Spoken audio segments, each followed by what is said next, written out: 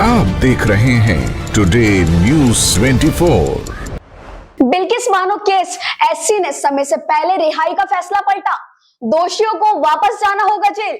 नमस्कार, मैं हूं आपके साथ हिना और आप देख रहे हैं टुडे न्यूज़ 24। बिल्किस बानो के दोषियों के समय पूर्व रिहाई के मामले को लेकर सुप्रीम कोर्ट के जस्टिस बीवी नागरत्ना और जस्टिस उज्जवल भुइयां की बेंच ने बड़ा फैसला सुनाते हुए दोषियों की सजा माफी का आदेश रद्द कर दिया और दोषियों को वापस जेल भेजने के लिए 2 हफ्ते में सरेंडर करने के लिए कहा है। इसके साथ ही कोर्ट ने कहा कि गुजरात सरकार फैसला लेने के लिए उचित सरकार नहीं है।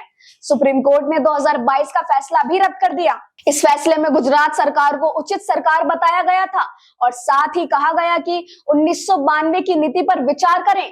सुप्रीम कोर्ट ने गुजरात सरकार का माफी आदेश खारिज कर दिया और कहा कि झूठ पर फैसला महाराष्ट्र सरकार को लेना था, गुजरात सक्षम राज्य नहीं है। दोषियों ने सुप्रीम कोर्ट को गुमराह किया। कोर्ट ने कहा कि उसका अधिकार क्षेत्र गुजरात के पास है। एससी का 2022 आदेश धोखाधड़ी से प्राप्त किया। जिस राज्य में ट्रायल चला उसे झूठ पर निर्णय लेने का अधिकार था। गुजरात झूठ पर यह फैसला लेने में सक्षम नहीं। सुप्रीम कोर्ट ने कहा कि राज्य में जहां अपराधी पर ट्रायल चलाया जाता है और सजा सुनाई जाती है, वो दोषियों को माफी याचिका पर फैसला करने में सक्षम है। सक्षमता की कमी के कारण गुजरात सरकार द्वारा झूठ के आदेश को रद्द किया जाना चाहिए।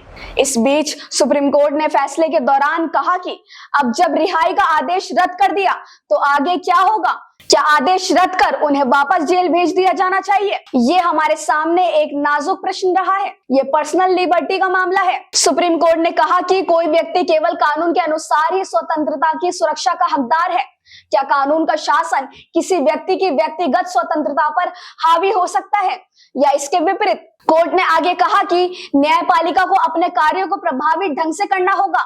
इस अदालत को कानून के शासन को बनाए रखने में एक प्रकाश स्तंभ होना चाहिए। अगर ऐसा है तो अन्य उच्च न्यायालय भी इसका पालन करेंगे। यदि कानून का शासन लागू करना है तो करुणा और सहानुभूति की कोई भूमिका नहीं है। अदालत को इसे बिना किसी डर या पक्षपात के लागू करना होगा। सुप्रीम कोर्ट ने कहा कि कानून के शासन का पालन किए बिना न्याय नहीं किया जा सकता।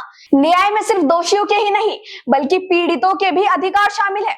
यदि दोषी अपने दोष सिद्धि के परिणामों को टाल सकते हैं तो समाज में शांति एक कल्पना बनकर रह जाएगी। दोषियों को जेल से बाहर रहने की इजाजत देना अमान्य आदेशों के मंजूरी देने जैसा होगा। कोर्ट ने कहा कि दोषियों को 2 हफ्ते के अंदर सरेंडर करके वापस जेल जाना होगा। तो आपकी इस खबर पर क्या राय है, हमें कमेंट करके जरूर बताइएगा और हमारे चैनल टुडे न्यूज़ 24 को सब्सक्राइब करें और लाइक करना बिल्कुल ना भूलें।